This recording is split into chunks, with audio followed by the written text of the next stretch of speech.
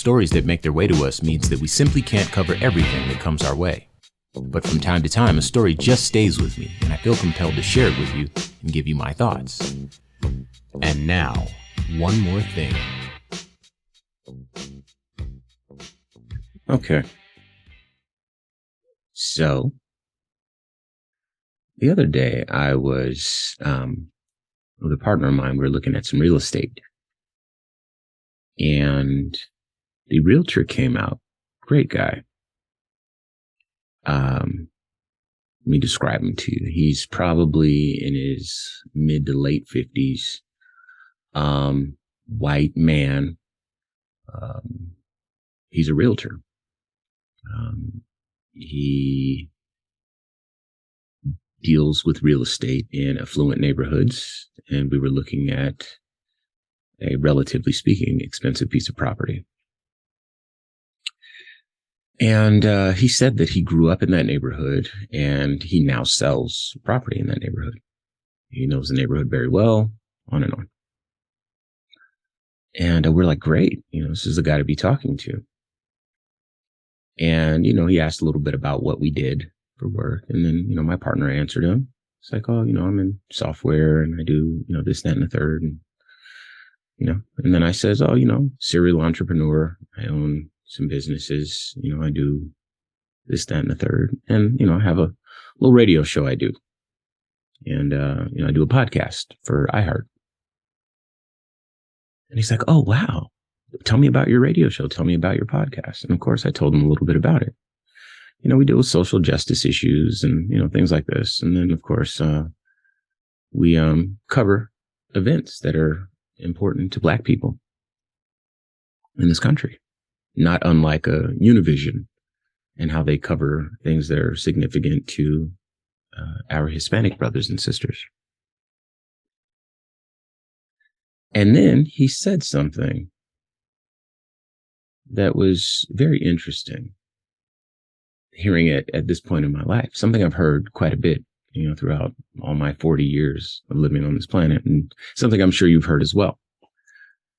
He says, the normal stuff. Oh man, I love it. I do believe Black Lives Matter. And of course I believe all lives matter, followed it up real quick, which let me know where he stood. For those that don't know, the affirmation Black Lives Matter is one that exists to prop up and affirm that Black lives are valuable.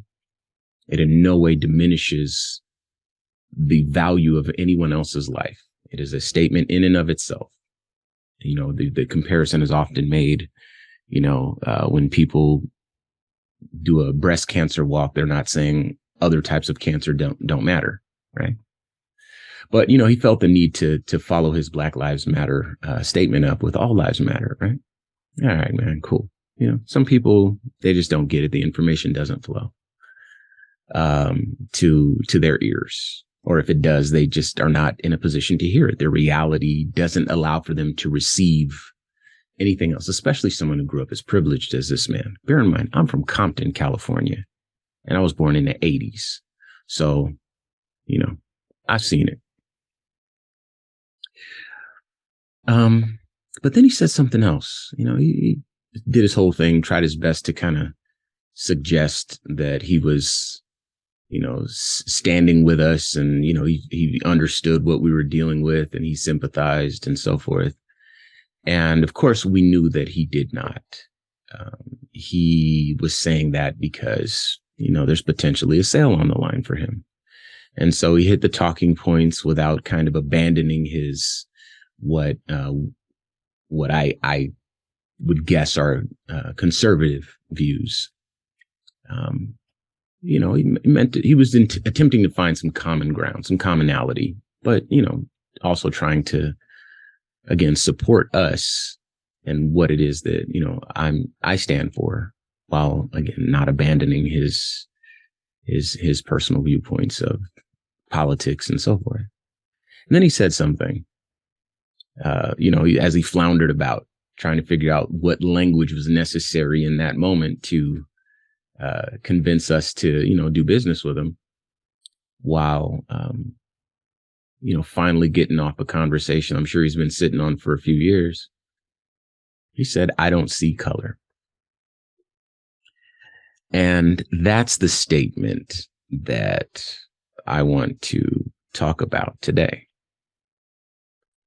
I don't see color. I would guess that everybody who has said that actually does see color. They're trying to say that they don't allow color to shape their decision making, or, whatever. And they're trying to suggest that somehow, because they don't see color, that the country has moved past, its origin story, because of the fact that we've elected, a black president, and, all this sort of stuff. And no one in their circle sees color either. No one in their family sees color, and they weren't raised that way, and blah, blah, blah. And so, the racism that we are experiencing as black and brown people in this country is imaginary. And so, I don't see color. Now, if you know someone who said this, I'm sure you know what they meant. And if you yourself are the sort of person that says, "I don't see color," congratulations on not seeing race, right? But society sees race. We know it's an artificial construct. We know that it's only skin deep, but society sees it, and outcomes are very much shaped by it. There's this conversation, "Oh, my family never owned slaves." Sure. But a slave economy flowed through every level of society. And so whether or not you had slaves, you benefited from slavery. If your parents, or your great great grandparents or whatever, had a job that was well paying and afforded them the opportunity to, own land and whatever, allowed them the framework, societal framework, to pull themselves up by their bootstraps. A not insignificant amount of money that flowed into their pockets even came about because of a slave economy. Slavery was, in fact, the majority of slave produced products or exports or those sorts of things was made up the majority of the United States economy. This is documented, of course, and I'm sure you know that already. But for those people that say that they don't see race, I want to charge you with a thought experiment. So allow me to paint a picture. Someone that I'm a big fan of, his name is Brian Stevenson. I've talked about him on the show before, and talked about him on all my shows. He's a very inspirational person to me. He's the subject of the movie Just Cause, starring Michael B. Jordan. He once said something, and I believe it was a TED Talk of his, that was effectively, wealth shapes outcomes more than culpability when it comes to the criminal justice system in the United States of America. And that we have a criminal justice system that treats you better if you are rich and guilty than if you are poor and innocent. Now, notice I did not say black and white. Wealth is what we're talking about. So again, follow me on my thought experiment. Beyond the criminal justice system, wealth absolutely shapes educational outcomes. We know that because we know how education is paid for, public education in this country. It's paid for through property taxes. And those with the property are taxed on that property, and that those taxes go into funding the schools. So if the property taxes are higher because the neighborhood is more affluent, then the schools have more resources. And in poorer neighborhoods, again, not talking about race, poorer neighborhoods, there's less money to go into education. Let's talk representation, because wealth shapes representation as well. Lobbyists and big donors and so forth and so on. All these campaign donations and so forth, that represents corporate interests. You know this. The closest we've ever seen to anything that really reflects common folks' interests in recent history is Bernie Sanders. That's not to say that people didn't donate to the previous administration. That's not to say that people didn't donate to Obama.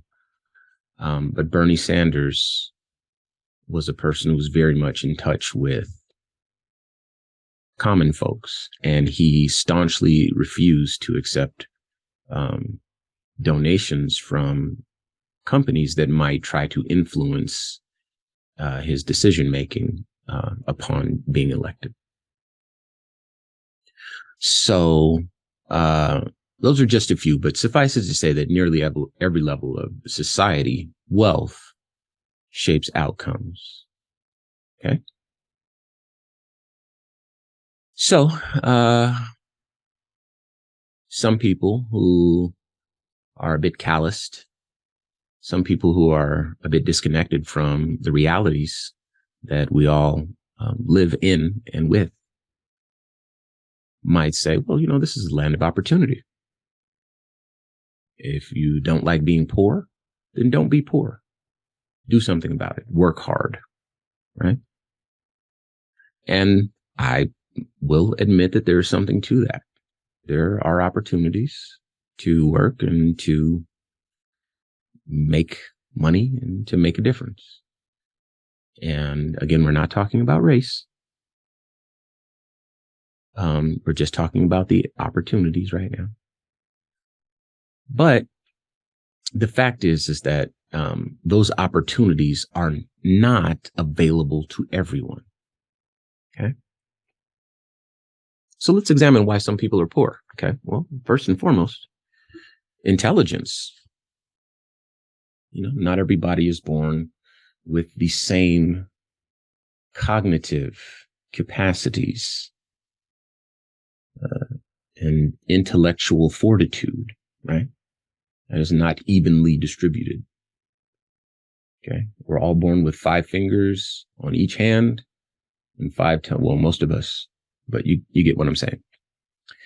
Are born with, 2 arms, 2 legs. These things are standard issue. A reasonable amount of intelligence, sure, but an intelligence that translates to money-making opportunities in this modern capitalistic society, not everybody is born with that. Okay. So why else would some people be poor or not affluent? Maybe they're medical conditions. We were just talking about that. Some people were born with different physical conditions, we'll say. And some people end up with different medical issues throughout their life that prevent them from engaging fully in the economy and taking full advantage of this quote unquote land of opportunity. All right. So what else? Why are some people poor? Well, the government. I did a recent episode where I was talking about the black codes in the South right after the Civil War. And then, of course, following the black codes, there was Jim Crow. And then following Jim Crow, there was redlining and a failure to properly disperse the GI Bill. And there was Of course, environmental racism, that's a real thing that affects land values, property values. There's land theft. There's a ton of that in history. Policing, over policing, unfair criminal justice outcomes, the war on drugs, and on and on. No, again, I'm not talking about Black people. I'm talking about why some people could be poor. We're talking about the government. And everything that I've mentioned here was government sanctioned, government backed. Okay? So the government could definitely play a role in why some people are poor. Okay. Why else could some people be poor? Well, maybe values. That's not to say that there are people that value being poor, but maybe there are people who do not necessarily value being rich. As long as they have enough, they're fine. I know plenty of people like this. They just want a simple life where they can spend time with their family and go on a couple of trips every so often, and that's it. What are they going to do with a third car? What are they going to do with a second Rolex? You know, it just doesn't make any sense for them. You know, having enough is more than sufficient. You know, they think it's insane to have more than what you could possibly need. For what? These altruistic sort of people, these people that love to give and want to share and want to do work, and they volunteer and they feed the homeless and that sort of thing. Wealth means very little to them. They get their wealth in a different way, right? So their values do not reflect those of a capitalist, right? And that's fair. Okay. But, you know, relatively speaking, they would be considered poor to, if you're comparing them to the folks in the neighborhood that I was, visiting when I was looking at the real estate. So what does that mean? What does it mean to be poor? Is it bad? I mean, that's for you to decide. Some people would say yes. I guess it depends on their values. Some people, of course, would say no, it's not a crime. It's not a sin, right? And if you're the sort of person that thinks, no, it's not a crime to be poor, I want you to keep that energy, okay? Because we're going to talk about what it means to be poor, okay? So let's start. Being poor means that your life is going to be expensive. Crazy, right? But if you've ever paid an overdraft fee, if you've ever paid a late fee, if you do not have the ability to buy in bulk, if any number of things happens to you and you are not able to respond to it in a timely manner, or indeed in an appropriate manner, fiscally speaking, then you are effectively taxed on it. As we know, the richest people in this country are not taxed even by the government, at least not to the same degree that poor people are. And this is all under the guise that somehow these rich folks are in some way more productive. They're job creators. You know, it's framed in a way to make these billionaires look really good. You know, but because it's framed that way doesn't mean that that's the whole truth. The fact is that a lot of times billionaires hoard wealth and keep wealth from flowing through society the way that it could, the way that it should. We saw this in the pandemic. We saw this in 2008 when Black people lost a significant amount of wealth because our real estate was lost.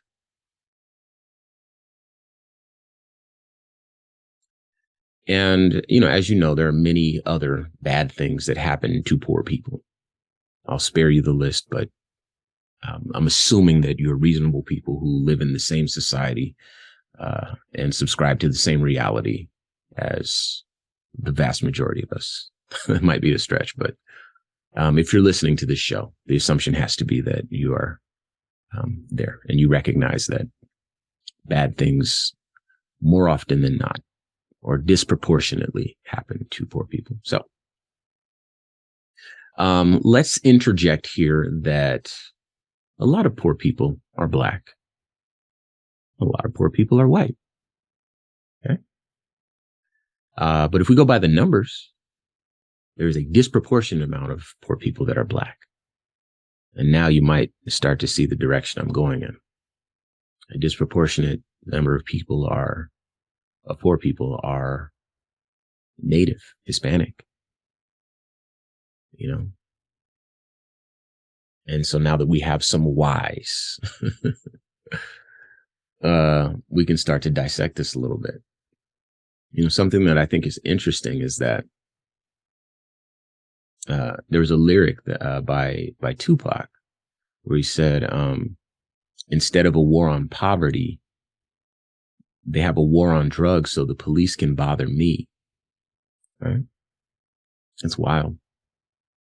And, you know, when we're talking about crack and a war on drugs and this sort of stuff, you know what comes to mind? You know, ghettos and Black people all smoked out and that sort of stuff. A war on drugs, right? When we're talking about fentanyl and all this sort of stuff, there's no war. I mean, people don't go to jail for that, you know, not like Black people did, again, disproportionately, right? Drugs, they're drugs. But, ugh. You know what else is crazy too? Is that Dr. King was a person who obviously stood up for Black people. You know, his famous "I Have a Dream" speech, little Black boys and little white girls, you know, sitting down at a table together. You know, that's the way that we are remembering Dr. King these days. But many of you may know that Dr. King really came under heat in his final days before he was assassinated, moving in a direction that included poor white people, because in his assessment of the country, poor people were being taken advantage of.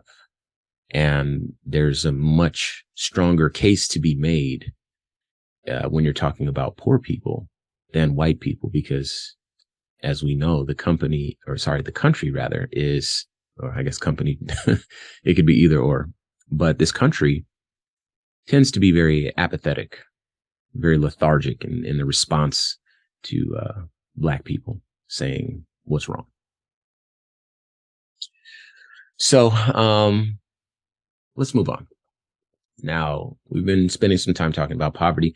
Poverty alone doesn't explain Black underrepresentation in politics, nor does it explain Black overrepresentation in the criminal justice system. So poverty alone doesn't do that. But it certainly addresses much of what ails a significant amount of people in this country, and an even more significant amount of Black people. So something to think about, you know. Again, wealth, more often than not, shapes outcomes. I love that statement. So one of the things we haven't talked about is, you know, for people that say, you know, I don't see color, I wasn't raised that way, my family wasn't raised that way, you know. I come from a Christian background or otherwise a religious background, right? You don't see color. We're all the same in God's eyes. Okay. So for those with religious backgrounds that don't see color, maybe you see poverty. Okay. So my question to you is, do the poor deserve to be overlooked? How about this? Do the deities you worship, do they live as rich people? Did they live as rich people? Or do they walk with poor people? Did they help poor people? Again, do poor people deserve to be overlooked? Okay. Since you don't see color, but clearly you can see that wealth is shaping outcomes as we've outlined today. All right, so maybe you're not religious. How about this? Do you really honestly believe that wealth is the most accurate measure of a man or a woman. Do you know of any rich people who are bad? I'm sure you can think of a ton. People that take advantage of poor people, people that exploit sick people, who commit atrocities against minorities. Now, think of a good person. Think of the best people you know from history. Okay, Dr. King. We talked about him. How about Gandhi? To move it beyond that, or Mother Teresa. Okay, you recall ever hearing any of these people as being rich?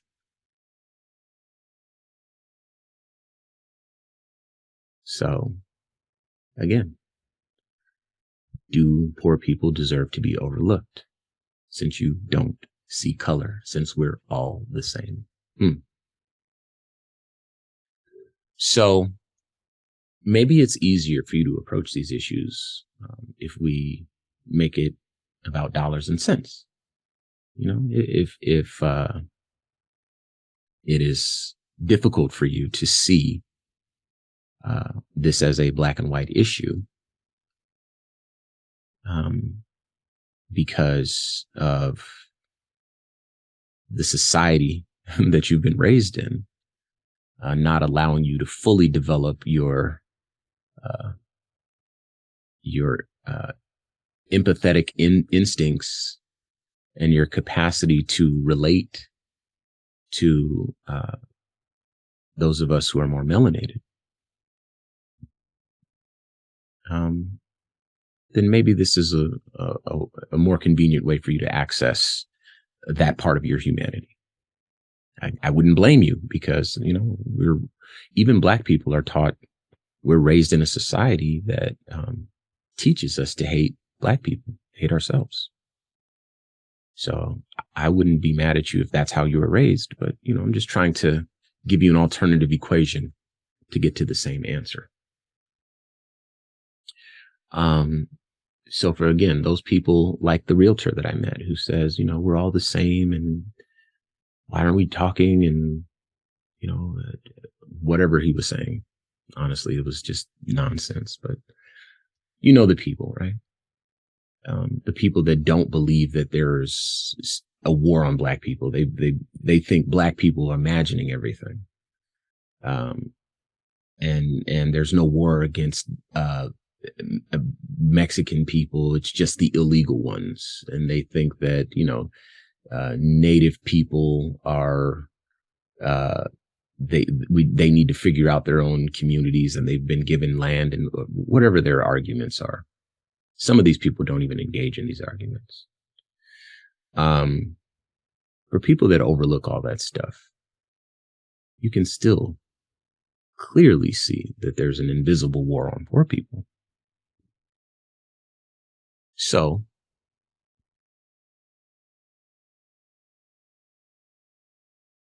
let's talk about these poor people. Okay.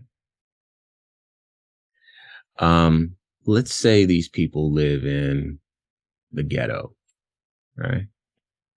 And, you know, these people have, you know, a criminal background and they didn't go to Ivy League school, they're public school, maybe even dropouts, no college, you know, not a lot in the way of job prospects. So maybe they're underemployed or unemployed. You know, maybe these people turn to criminal activity to make money. Maybe they sell drugs. Maybe they, you know, whatever. Who knows? Now, is the person you imagined in your thought scenario, does that person have a color? It doesn't matter if they do or not, but I'd imagine they do. And if they do, then I think that you see color, whatever color it is. And now that you can see color through the lens of wealth, maybe this is a battle you can join in and help us fight. There's nothing I've talked about today that is not easily accessible online. If you don't trust online sources, there's libraries full of books that talk about this. I'm not talking about anything that's too modern day. You know, you can find it in any library. And if you really do think that the world can be a better place from your perhaps privileged perspective, I think you could take a day and dig into these words and research everything to know that I'm telling you the truth. Learn that truth for yourself, and then walk that path. And I think that's a great place to start. So, as always, I'd love to hear your thoughts. So you can reach out to me using the red microphone talkback feature on the iHeartRadio app. And of course, you can hit me on all social media at RamsesJah. Do you see color? Let me know. And until you do, peace. This has been a production of the Black Information Network. Today's show is produced by Chris Thompson. Have some thoughts you'd like to share? Use the red microphone talkback feature on the iHeartRadio app. While you're there, be sure to hit subscribe and download all of our episodes. I am your host, RamsesJah, on all social media. Join us tomorrow as we share our news with our voice, from our perspective, right here on the Black Information Network Daily Podcast.